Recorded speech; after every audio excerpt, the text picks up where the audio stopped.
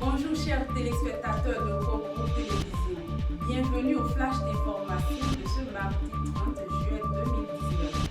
Au sommet, la ville de Nati Tengu, comme toutes les autres villes du Bénin, s'apprête pour commémorer le 59e anniversaire de l'accession de notre pays à la souveraineté nationale et internationale. Une équipe de reportage s'y est rendue pour faire le constat. Restons toujours à Nati Tengu qui abrite depuis ce dimanche 28 juillet 2019 un événement de vacances. Son nom, c'est Nati Talent Vacances. Pourquoi l'organisation d'une telle manifestation? Élément de réponse dans ce flash d'information. Pour finir, revenons à Parakou pour parler du jubilé des 75 ans d'évangélisation de l'archidiocèse de Parakou. Le mouvement catholique des cadres et personnalités politiques de cet archidiocèse a tenu un colloque au cours du week-end dernier à Parakou, au centre Guiriobé.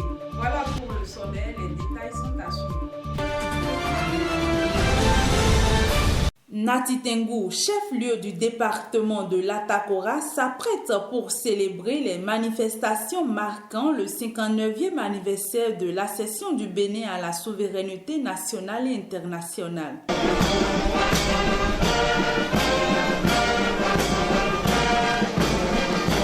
Le conseil communal de Nati Tengu met les petits plats dans les grands pour une organisation réussie de l'événement. Plusieurs innovations dont le défilé civil sont au rendez-vous cette année, comme l'annonce le maire. En termes d'innovation majeure, il faut dire que depuis un certain temps, vous ne verrez plus que ce soit nos forces armées au niveau de la commune en nombre défilé. Cette année, il y a différentes unités qui vont participer au défilé. Les civils, depuis près de 4 ans, ne participaient plus au défilé dans le cadre de cette fête. Cette année, on aura la participation des populations, ce qui permettra d'agrémenter la fête. En dehors de ça, on a des troupes qui viennent du Burkina et du Togo pour toujours nous accompagner dans le cadre de cette festivité. Les artères de la ville et bien d'autres sont en train d'être embellis afin que la fête soit belle, comme l'annonce la vice-présidente du comité d'organisation. Et nous avons commencé par d'abord embellir notre ville, parce qu'on ne peut pas fêter dans une ville qui n'est pas propre. Et vous n'êtes pas sans savoir que nous sommes en saison pluvieuse où l'herbe pousse comme des champignons. Donc à chaque fois, il faut essayer de nettoyer. Ce que nous avons commencé depuis au niveau de la mairie, au niveau de la ville, et chaque arrondissement a une zone pour mettre au propre. En dehors de ça, la population de Nati Tengu est invitée pour que, au niveau de chaque ménage, qu'on essaie de rendre son environnement propre. Parce que nous allons accueillir des étrangers venus des autres pays. Il va falloir quand même qu'on soit dans un environnement sain. Une prière a été dite à l'endroit du maire et de son conseil communal pour un bon déroulement de son mandat et pour une fête d'indépendance bien réussie. Au nom de ma collègue, la marraine, qui accompagne aussi cet événement absente, déclarer officiellement lancée l'édition 2019 de Nati Talent.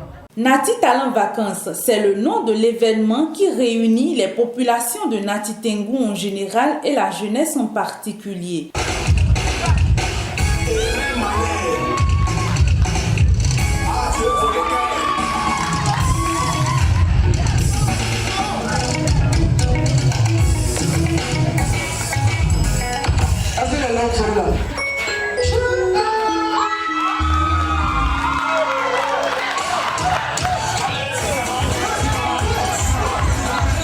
Le lancement de cette compétition qui démarre le dimanche 4 août prochain s'est effectué ce dimanche 28 juillet dans la dite ville. Plusieurs raisons motivent l'organisation d'une telle manifestation. Le promoteur de l'événement soutient cette manifestation parce que pour lui, il faut sortir la jeunesse de l'oisiveté.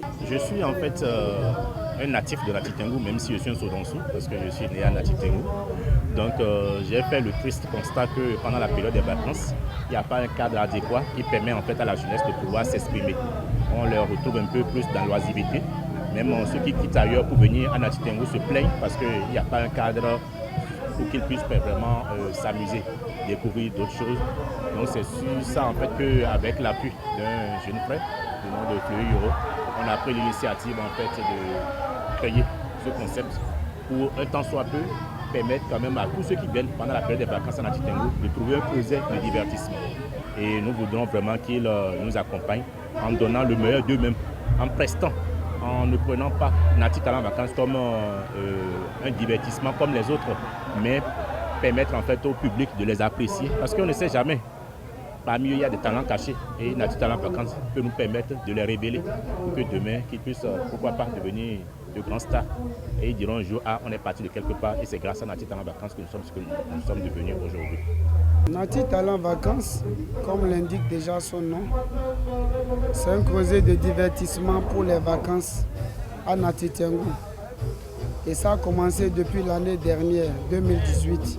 Oui, nous avons constaté qu'à l'instar des autres villes du Bénin, Nati Tengou est culturellement dormant. Vous voyez, pendant la période des vacances, les jeunes sont laissés à eux-mêmes. Ils sont ennuyés, ils ne savent pas où aller ni que faire. Ce qui les pousse à des choses souvent pas très morales. Alors, nous avons pensé, après avoir fait un certain nombre de constats et remarqué que Nati quand même regorge de beaucoup de talents, organiser ce genre de trucs pour les permettre de se réunir quelque part pendant les vacances et s'amuser, se divertir. L'une des membres du jury se dit fière de l'intéressement des jeunes de Nati Tengou à cette compétition et les invite à beaucoup travailler. Chanter, ce n'est pas facile.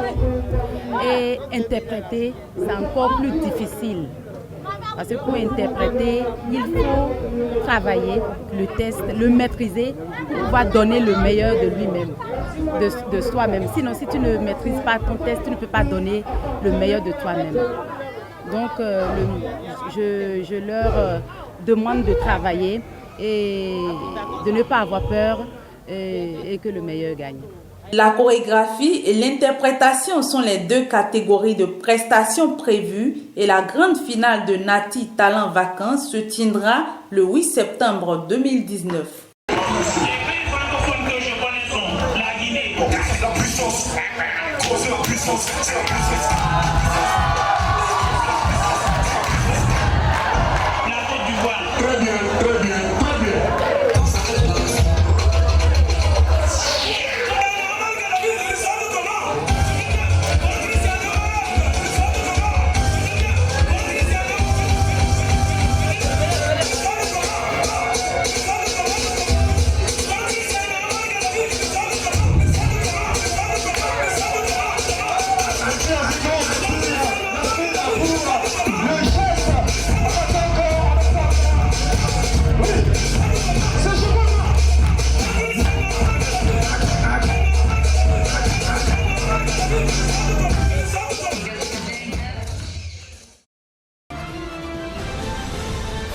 Le mouvement catholique des cadres et personnalités politiques de l'archidiocèse de Parakou a organisé un colloque de 2 jours dans le cadre du jubilé des 75 ans d'évangélisation de l'archidiocèse de Parakou. Le thème retenu pour la première journée est l'avortement et l'utilisation du planning familial. L'Église considère que l'avortement est toujours un mal qui ne peut en aucun cas être soutenu et encouragé. L'avortement est le meurtre délibéré et direct d'un être humain dans la phase initiale de son existence, située entre la conception et la naissance. Les méthodes contraceptives chimiques et mécaniques sont abortives. Plusieurs conséquences peuvent découler de l'avortement, dont les complications psychiques. Ce qu'on appelle le syndrome post-avortement ou calvaire psychologique, fait de culpabilité, d'anxiété, de dépression, de dépréciation de sa personne, de violence sur soi et sur les autres, parce que cet avortement a provoqué plusieurs morts. Le colloque vient à point nommé parce que le problème de l'avortement, c'est un problème vraiment crucial parce que c'est la vie qui est mise en jeu. Non seulement la vie de l'enfant à naître, mais aussi la vie de la femme et en prolongation la vie de la famille. Pour le sociologue, l'avortement est dû à plusieurs raisons, dont ce que j'appelle de mœurs légères. Elles veulent tout et tout de suite, elles veulent paraître, et il y a parfois aussi la peur des réprimandes. Et à côté de la peur des réprimandes, le manque de moyens.